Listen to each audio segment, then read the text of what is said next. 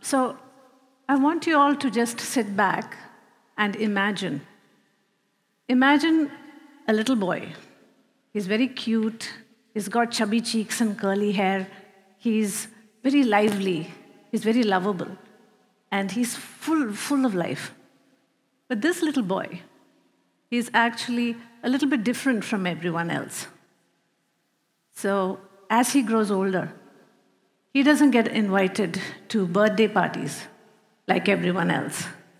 No one comes to his house in the evening and knocks on the door and calls him out to play. But even then, this boy comes running out every day and he watches all his friends play. And he's always on the outside, not being invited in. He's always standing at the fringes, looking in. And this actually is what childhood was like for my son, Mr. P, who's here in the audience today. So it's not only Mr. P whose childhood was like this. For most autistic children anywhere in the world, their childhood is one of exclusion. So today, my son is a young man who has his own interests. He goes to places, he meets people, he does a lot of things. He's also an artist. All the artworks you see on my slides today are from my son. But it took a long time for him to get here. His journey was not an easy one. And funnily enough, it wasn't his autism that gave him his greatest heartbreaks. It was the exclusion forced on him by a society that never understood him. It was the loneliness that came from not having enough friends. And it was the continued diminishing of his humanity because he was considered not normal enough. So what if I say that this term normal, it's the whole idea of being normal is just a myth? What if I say that the differences in the way our brains are wired are actually our greatest strengths? So that brings me to neurodiversity. So what is neurodiversity? Neurodiversity is all about the infinite variations in human brains. So we say no two brains are alike, right? So these variations are natural. The variations are, as much as they're different, they're also natural. They are not diseases. They're not disorders. If somebody has a brain variation, it doesn't mean that they're broken and they need to be fixed or cured. Neurodiversity is the recognition that everyone's brains can be different, and that's not just okay, it's actually essential. So neurodiversity, in essence, is about all of us. Now, if I say that all of us, we know all of us have different brains, we react to the environment differently, we respond to things differently, our neurocognitive functioning is different. But in general, we can divide people into two. We have people whose brains are typical or supposed to be normal according to societal definitions. And they are called neurotypical, so neurotypical individuals. So they form the majority. 80% of the world's population is neurotypical. And then we have those whose brains are significantly different from what is considered to be typical or normal. And they are called neurodivergence, or neurodivergent individuals. And neurodivergent individuals are about 20% of the world's population. So statistically speaking, even in this group, 1 in 5 of us are neurodivergent. So when we say neurodivergence, we are talking about conditions like autism, ADHD, dyslexia, dyspraxia, we have OCD, bipolar, Tourette's. A lot of conditions are there, which I'm not mentioning here, because the list of conditions that are considered to be neurodivergent are growing. This is an evolving field, right? And neurodivergent individuals, this is a point to remember, is that they perceive, receive, process, store, and transmit information very differently from neurotypicals, which means that with neurodivergent individuals, you will see sensory sensitivities. You will see differences in communication. You will be able to see differences in behavior. So that is when we are comparing neurodivergent individuals to neurotypical individuals. But even within neurodivergence, among neurodivergence itself, there's a lot of variation. So if I tell you, like I give an example of autism and tell you, no two autistic individuals are alike. So that would be because every individual has their own set of challenges, they have their own support needs, they have their own strengths. And because of this, our idea that every neurodivergent individual should fall in a template, that's just not going to wash, because this is not a one-size-fits-all scenario. So why are we talking about neurodiversity today? Why does it matter? We all know about biodiversity, right? So just as biodiversity is the hallmark of nature, just as biodiversity is the secret to nature's ability to survive and to thrive, neurodiversity is the reason that human beings have progressed so far. It is neurodiversity that has made us resilient, adaptable, that has allowed us to evolve and to progress.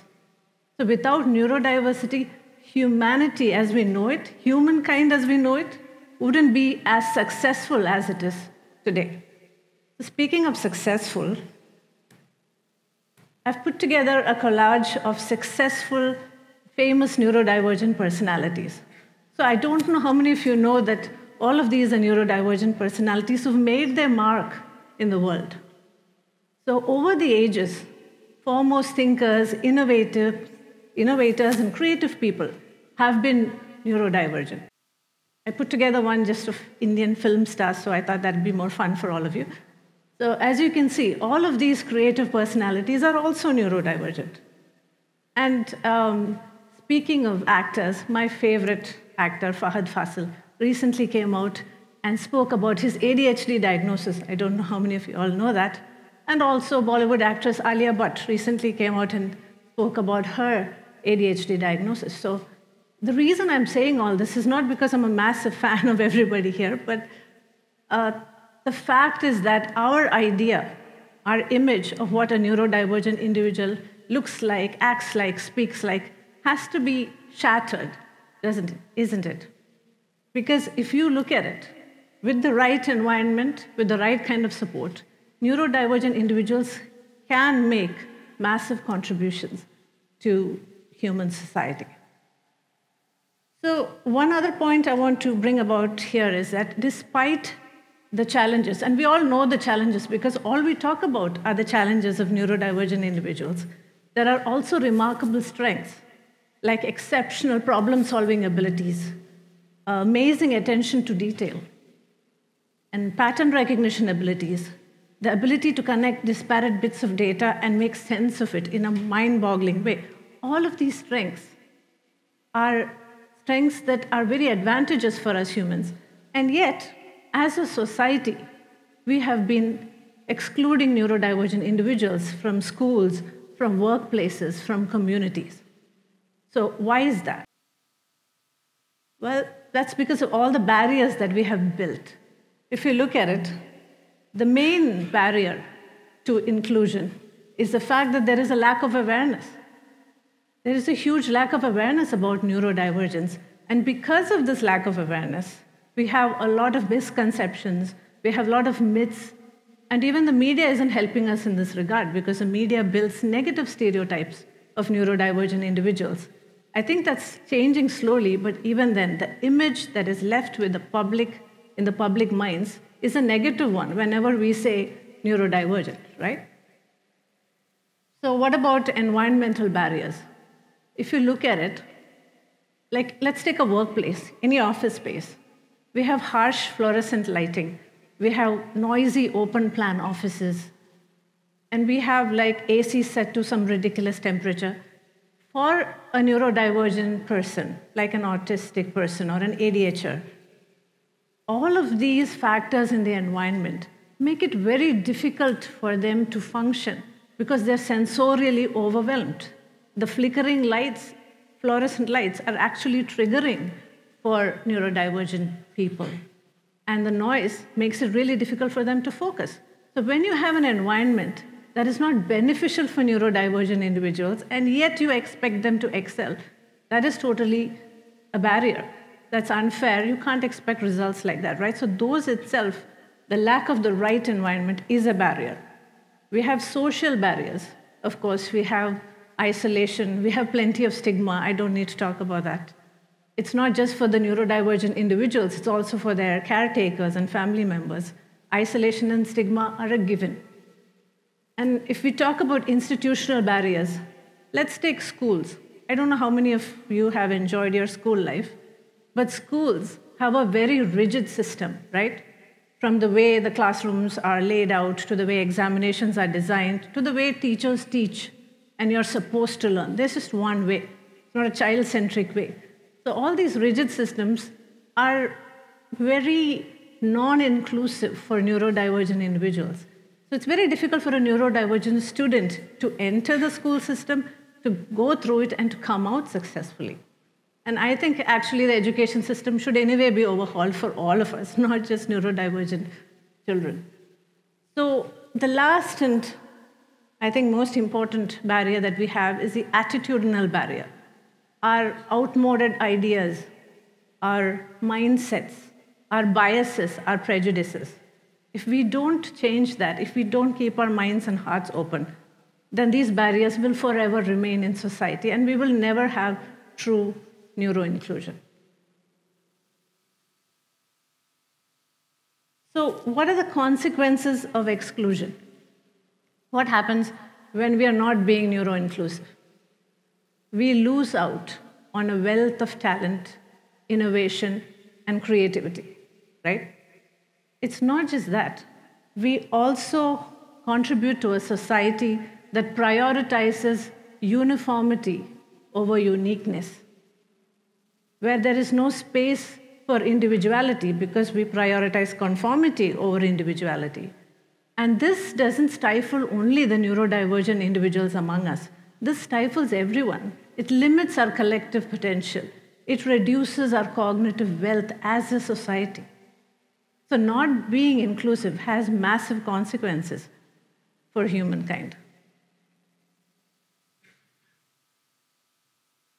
So if you ask me, what can I do? What can I do to change this narrative? How can I make this world more inclusive? First of all, educate yourself. Know a little bit about neurodiversity, know about the conditions, know about the right words to use. Using wrong terminology is actually really hurtful because words have a huge impact. So learning what to say, how to say, when to say it, all of this is important, and educating yourself is the first step. And then we can also start conversations about neurodiversity. Let's talk more about it. Why is it hidden and, shoved under the carpet? Let's talk more about it. You heard the celebrities talk about it.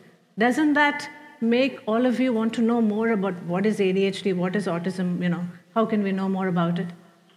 So start conversations.